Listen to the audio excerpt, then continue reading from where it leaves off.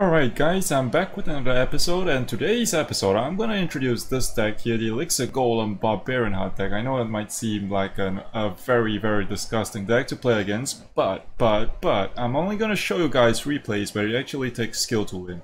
So I'm not the kind that's gonna go EGolem first play and put everything behind, ignore everything on the left, right? So we're gonna look at some of my replays, I think 3 to 4 of them, and I'm gonna show you how most of them I've been losing the entire game, and we just need that one push. Alright, so without further ado, we're gonna show the most skilled EGolem player there is. Alright, so I'll see you guys in our first replay.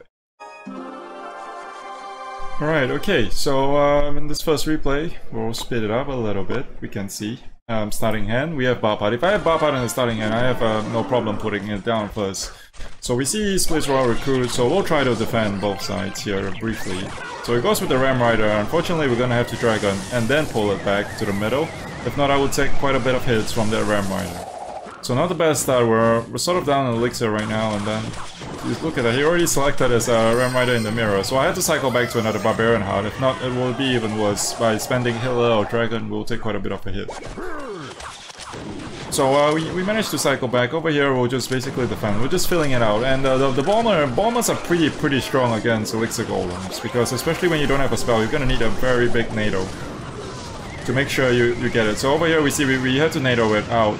If not, we will take massive damage. Over here we go, and yes, that bomber again. You can see here 2 bombers this time, and we get some damage in, but the bomber's gonna clean up pretty well, and he's gonna get a very nice counter push. Of course, we play our Barbarian Heart, so this is where we got back a bit of Elixir lead here. He goes dead at the bridge. We had to wait a bit. We had to wait till we had Elixir for the NATO and then the barrel. If just saving one for the other is not enough. Okay, so we're gonna come up under heavy siege here. So let me slow it down a little bit here. This is where it gets a little bit feisty on both sides. So luckily the dragons turn over and help to stun that. But you can see my tower is already dangerously low here. So, because we know that this deck can actually shine, some of the times it actually does shine only in triple elixir, so you gotta be very patient. As long as they don't have a big spell, as long as your tower is not in spell damage range, you still have a chance. So that is my idea behind this Elixir Golem deck, because one push, all it takes is one push with your dragons, with your battle healer, it only takes one push to end that game. So we'll have to be very patient here. So he goes with the bomber high. That's a pretty good bomber. I know he doesn't have a big spell, so we're cycling everything in the back again. The good thing is the bomber walked away, unfortunately, but overall, you see now we're dangerously low. But again, as long as he doesn't have a big spell, we're still in this. So we have to be very patient. He goes with the recruits there. For me, the biggest problem is the bomber. The bomber is too good value against all those Barbs, EGolem. So I had to be so patient. Okay, so this is where it's gonna, this is where we start to think, how are we gonna win? Are we gonna go same lane? Are we gonna go different lane? But the main thing is first still is always to try to defend and then counter push, because I cannot afford to go on offense and give him that 4 elixir lead and give him the counter push. So that's the key for me in this Elixir Golem gameplay. So he goes in the other lane. It's a pretty healthy tower, so I decided not to go over defend it. We'll just throw the bomb, the barrel, to take care of the bomber. Unfortunately, he goes with the second bomber, which takes care of that barb barrel. But overall, we are still okay. So this is it. He goes again a heavy, trying to pressure me. 30 seconds left. It looks like we're in no man's land. We have to play the Barbhard. We got two dragons there. He goes with that. We have to play this. We have to play it. If not, we are gonna get the charge and we will lose. So we have to stack up troops here. And you look at it, 20 seconds left. I only have 435 HP. What are we gonna do? No time. There is no time to lose right now. 15 seconds left. We stack everything behind. We go with the second dragon after the arrows. We go with the NATO to take care of the bomber, and that's how you do it.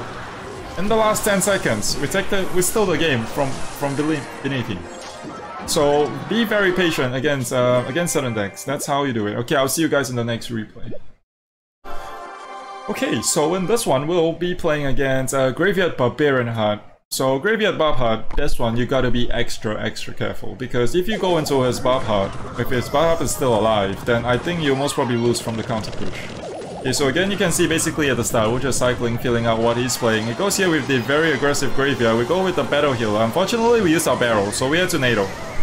And then we take quite a bit of Mega Minion swipes here, because our BBD was much lower to defend the Graveyard.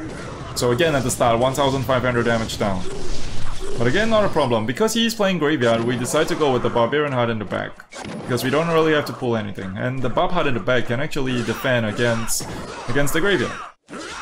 Okay, so over here we try to snipe it, and it's very important that we need to win the bridge battle. So we add additional troops, we go with the barrel, he goes with the Baby D, we go with the extra heal spirit. So very, very important, you need to try to always win the bridge battle. The Mega Minion is the problem, because it's very good against either of your dragons.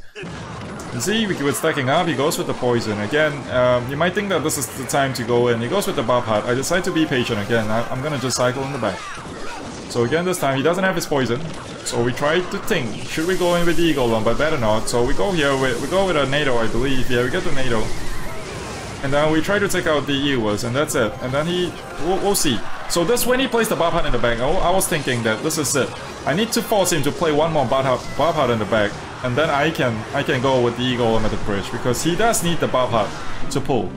Alright, so we're trying to look out for that, but unfortunately he doesn't. So we get a NATO, we barrel immediately to take out the Ewers.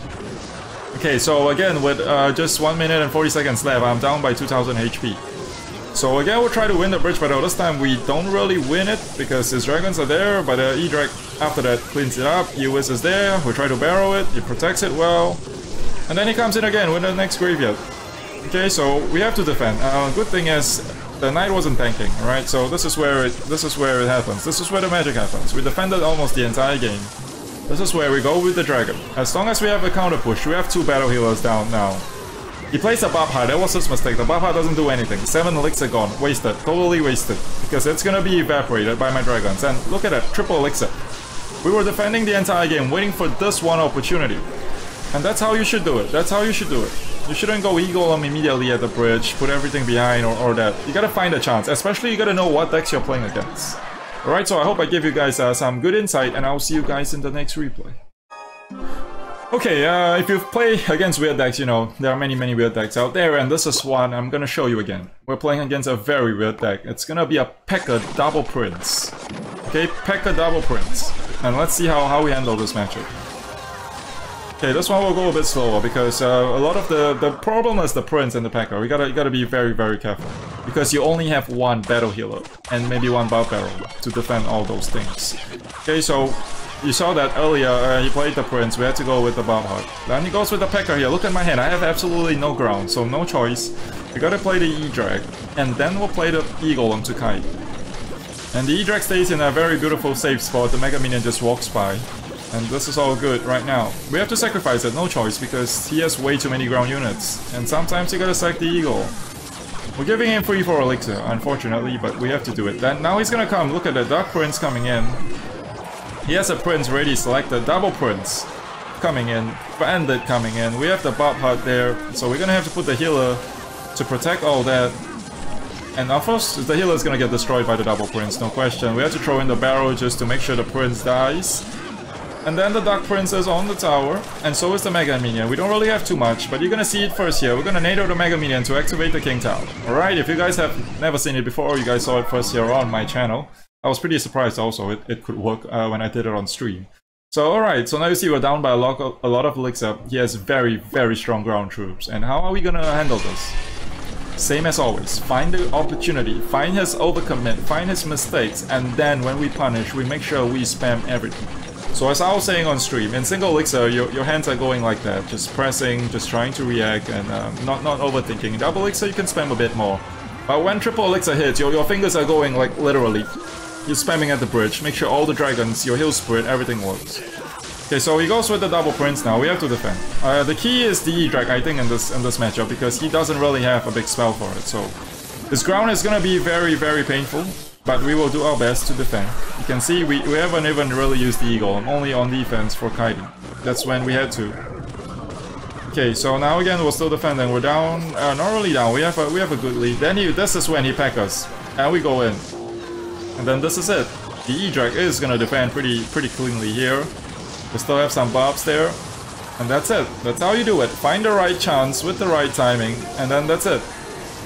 Alright, I will catch you guys in the next replay. The last replay that I will show you guys is something different, okay? Not every time you have to wait till you EGolem and triple elixir or something.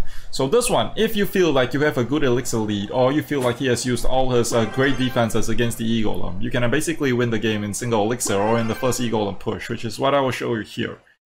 Okay, so if I have Bob Hut, I have no problem putting down the Bob Hut, maybe in a little bit, in like 230, 235, 240. If you want to go Bob Hut first play, it's also okay, so no problem at all. So let's see, we go Bob Hut eventually. He goes with, this time, he goes with the Mega Knight in the back, alright? So this is key. He already spent a Mega Knight. Mega Knight is one of a good splash defense. So he goes with the Mega Knight here.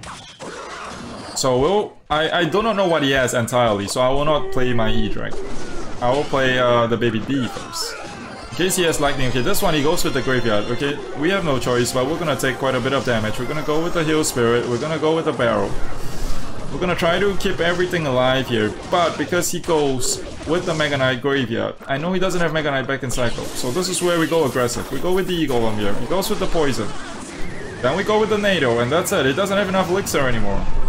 So Healer stays alive here, almost, alright, there it is. We're gonna take the tower based on the first push, because he played his Mega Knight. Of course he didn't defend perfectly, I would say, but sometimes you just gotta find it. Alright, so over here we're gonna show he just keeps putting troops in, and then we take his tower. So this is how sometimes you can do that. Okay, I will not show you guys the rest of the game, because basically we're defending for our lives for the rest of the game, because I already took the tower, there's no need to go crazy. But it's very situational. Most of the time, you gotta try to think, what defenses does he have and what not. So sometimes you can wait till triple elixir, sometimes you wait till double, and then sometimes if you have a good counter push, you can go in single. Alright, so I hope you guys like the series. It's not... many people call it a no-skill deck, alright? But sometimes you can play it with skill, and you can actually do miracles, even though like many of the replays I've been trolling the entire game, and you look like they have very good ground defenses for my troops. Okay, so I hope you guys like this. Don't forget to like and subscribe, and I will see you guys in the next video. Alright, peace out.